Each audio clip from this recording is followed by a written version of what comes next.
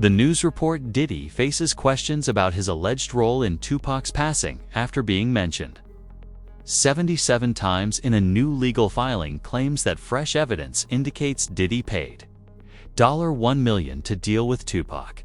They also shared this photo of Tupac with Sean Diddy Combs' baby mom, Sarah Chapman. On November 18, 1995, Diddy called Sarah his perfect mate. When she began dating Tupac, Diddy was not happy. This led him to make his first attempt to obtain Tupac. I believe so. I do believe so. I have proved things that I could say that will back up my claim, but this is not for the world to know about. You know what I mean? It's between me and him, and only he knows. So every time he say it didn't happen, or that's the only thing that makes this become an issue to everybody. I was acting. Who gets shot 5 times in acts? Oh, I didn't get shot 5 times in A Vision. I only got shot once because they found the bug. The police found him, but now they the cops. Now they doing detective work. He would try again, even though his first attempt had failed. The former LAPD detective who testified during Diddy's trial claimed that Diddy had to pay $1 million to deal with Tupac, while Diddy acquired Tupac through a man named Diddy. Sugi then exacted retribution by having Biggie dealt with.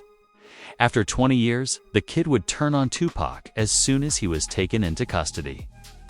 He was not aware that he was being videotaped when he confessed to being the primary perpetrator. All 4 of those occasions, there's San Diego, Anaheim, Irvine, and Vegas.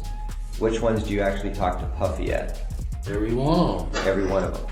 Which of those 4 is it when you talk to him about murdering Tupac? It was really about both of them.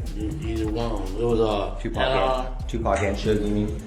Yeah. According to QVD, Diddy was much easier than he had expected and wanted everything. This relates to the conclusions of historian Jeff Pearlman, who wrote Tupac's biography. Pearlman claims that Tupac was not as fierce as he seemed and was only playing the part. He was unable to fight and even handle a rifle. He died because all these guys sold him this lifestyle idea, but he wasn't it. He couldn't fight. He had no athleticism. He didn't know how to shoot. He wasn't that guy, but he started to believe it. He method acted it. 100% method acted. Tupac was a criminal who had been hired as an industrial plant to put an end to the competition between the blue and red street teams. According to other information Well, it turns out when I talked to Tupac's longtime mentor, political mentor, former Black Panther Chokwe Lumumba, who was his first business manager, he's told me, I basically asked, well, was Tupac only pretending to be in order to appeal to gangs and politicize them? And he said yes. And that was part of his thug life agenda that he came up with his imprisoned stepfather, Tupac Shakur. And so Tupac was just using that in order to get the leaders to call peace truces, first in Los Angeles, then throughout California, and then throughout the country. And that was why he was pretending to be this type. And really, he was just an intellectual prodigy. These would soon become news headlines. 50 Cent's reactions. When they leave me to talk, because I always say the wrong thing. Last time they left me, I said something about Puffy. You saw that? Yeah! I gotta stop doing that. I've been talking to a therapist trying to help me with the I'm saying. I said crazy no reason. Oh wait, maybe I said it to my boyfriend because he got Tupac killed. After this extremely awkward interview with The Breakfast Club went viral online, many fans shared it, criticizing Diddy for being responsible for Tupac's death. It was this documentary that claimed, which we know wasn't true. Yeah, check this out. We don't talk about things that are nonsense. We don't even entertain nonsense, my brother. So we're not even going to go there, with all due respect, but I appreciate you as a journalist asking. Thank you. Because listen, 7 years ago, I'd have been like, yo, did you hire somebody? But no, you do it like a journalist. Yeah, no, I mean, we wouldn't even get into nonsense like that. You know what I'm saying? It's nonsense. Which we never believed, by the way. Yeah, thank you. Other evidence files would subsequently be discovered by the feds, and a careful examination of them would reveal that Diddy wasn't acting alone. New names and evidence of individuals involved are being revealed by the reinvestigation upon Tupac's passing, the press reported. In case you missed it, The police document lists Suge Knight as one of the new names cited and says detective. Russell Bull suspected that Suge Knight arranged Tupac's death before he could leave the label. Suge Knight then frames the rival Blue Street Squad to confuse investigators. This raises the important question of whom he would hold responsible for Tupac's passing among the members of the Blue Street. Team Snoop Dogg is the most famous person in the world. Reading his information makes it even more interesting that he was supposed to be in the BMW. With Tupac, though, in regards to Tupac, I heard a story, did you give him different advice that night on where to go? I didn't give him no advice. Right. We wasn't seeing eye to eye. Right. So. Saying during the Tyson. Yeah, this incident that I'm explaining to you right now was the day before that. Okay. So when they got to Vegas, they went their way, I went back. I mean, when we got to LA, they went to Vegas and I went home. That's why I wasn't in the car with them. According to Snoop Dogg, he was supposed to be in the BMW, but chose not to go. Because of last-minute changes, this was most likely brought on by Snoop's altercation with Tupac. Last time me and Tupac was on the same page, and I did an interview with Angie Martinez, and she asked me how did I feel about Puffy and Biggie, and I told her that I like their music and I want to do music with them.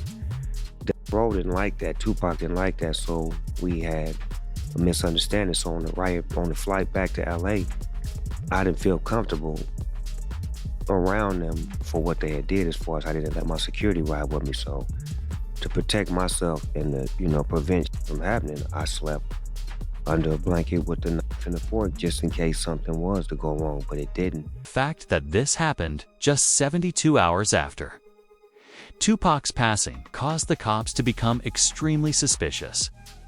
20 years ago, Diddy and Snoop Dogg were regularly tapped in the streets. Others believe Diddy might have informed Snoop that Tupac would be the victim of a heist that night.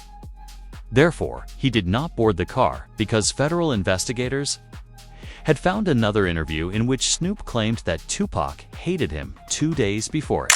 A week before he died, we was best of friends. 2 days before I don't think he liked me. Why? Because we was in New York, and it happened. New York, they shot at me and did all kind of shit to me, like just the worst you could think of, and I forgave him. And went and did an interview and was asked, how do I feel about Puffy and Biggie? And I was like, I want to do some music with them. And I just rubbed Cuz the wrong way, like tried to kill me, shot at you, and you talking about you want to do a song with it. I wasn't thinking about his emotions. I was thinking about the way I felt at the time. I wasn't into no controversy. I liked his music. They was our friends. We was all friends at one point. This video footage of all of us hanging out was scheduled to depart.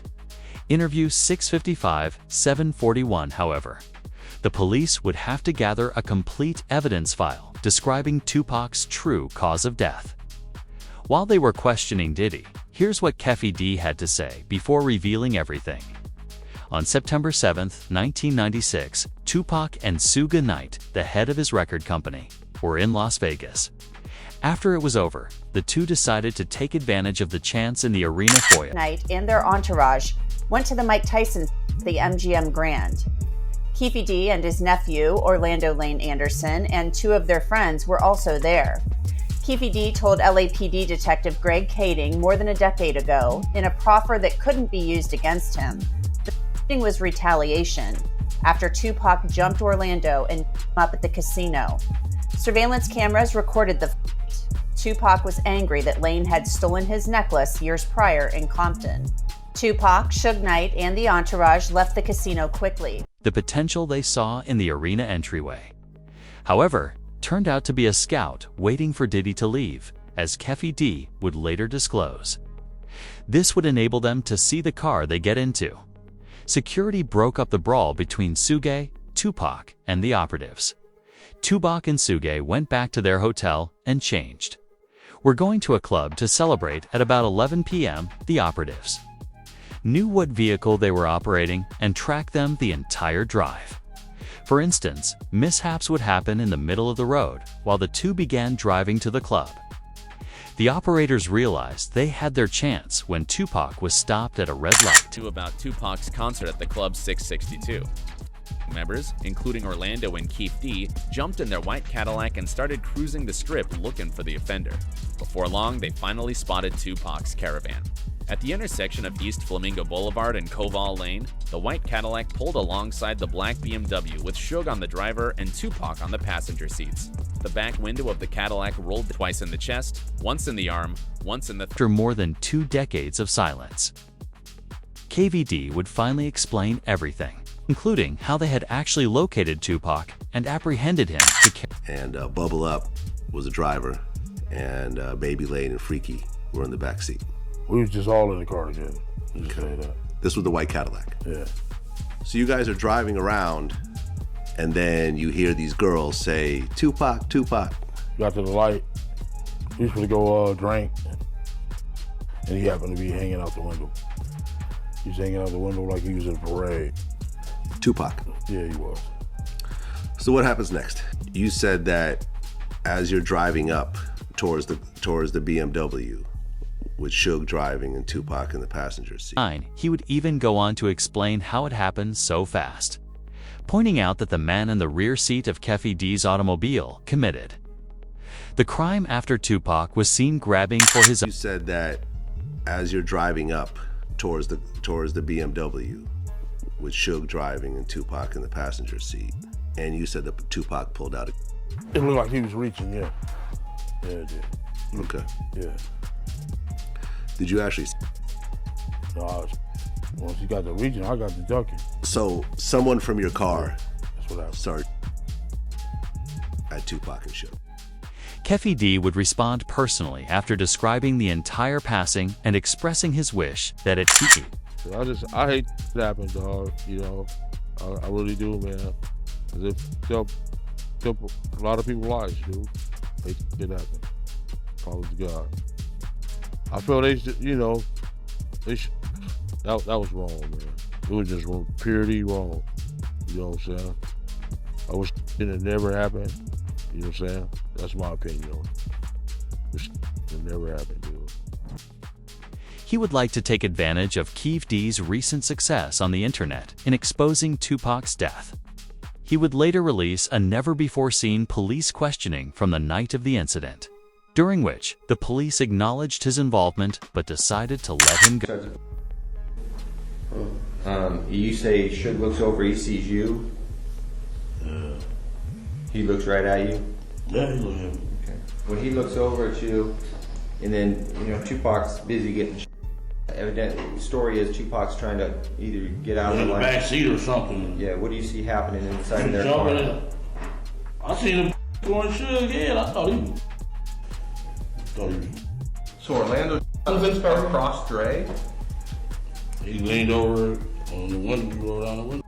But this is where the story starts to get truly weird. The police created a second file for Tupac, but this time it included evidence indicating he was still alive. As Suge Knight himself said, "Let me explain immediately." He revealed that before his passing, Tupac was apparently doing well in the hospital. According to him, Tupac and I were joking and laughing when I left that hospital. It is impossible, in my opinion, for someone to perform poorly. When I left that hospital, me and Pac was laughing and joking. So I don't see how somebody can turn from doing well to doing bad. So you seriously think that he might still be alive? I'm gonna tell you this, Pac, you never know. The odd thing about this, though, is that Tupac was apparently sound asleep when he arrived at the hospital. So how could Tupac and Suge be laughing if Tupac was unconscious? It doesn't add up somehow. However, in a 2008 interview, Suge Knight made the same claim. Tupac was still alive and doing well. He was conscious on the way to the hospital. He was conscious on the way to the hospital. He was conscious in the ambulance. He was conscious after they did the surgery. What was the last thing that he said to you? They left. Even stranger is the allegation made by another musician in the game that Tupac is still alive. Trey is a rapper. Trey and Tupac used to be close friends.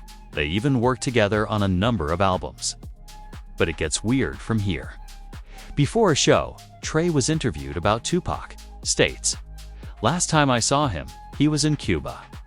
But he only said this after he saw the interviewer placing his camera onto the floor and turning the mics off. So he thought. He was conscious on the way to the hospital. He was conscious on the way to the hospital. He was conscious in the ambulance. He was conscious after they did the surgery. What was the last thing that he said to you? Then they left. A video allegedly showing Tupac lounging in a Cuban parking lot appears on a news website 2 weeks. That's Pac, man. He was the outlaw. And Reg from Holla Back is trying to be friendly and get autographs. Holla Back exclusive, baby. Holla Back. The strangest of these is what happened to Suge Knight Jr., Suge's son. Suge Knight Jr. posted on Instagram in 2018 that Tupac was still alive and living in Malaysia. After posting this picture to Instagram, Suge Jr. posted another picture of a text message where the recipient said, "You have said too much. Now is the time for you to go." Suge Jr. began posting images of Tupac with young celebrities like 50 Cent and Beyonce. He appeared as though he was being pursued for telling everyone about this. Details. "He never left us, but they'll be after me soon." He captioned the photo of Beyonce and Tupac. Some believe Suge Jr. would have the greatest information on the matter given his father's position, while others believe it was a publicity stunt to increase his social media influence. But after doing this, Suge Knight Jr. likewise stopped posting on social media, which is why he has mysteriously vanished from the internet. However, share your thoughts in the comments section below. Is Tupac still alive, or did he deal with him? Please like the video in case you missed Tupac.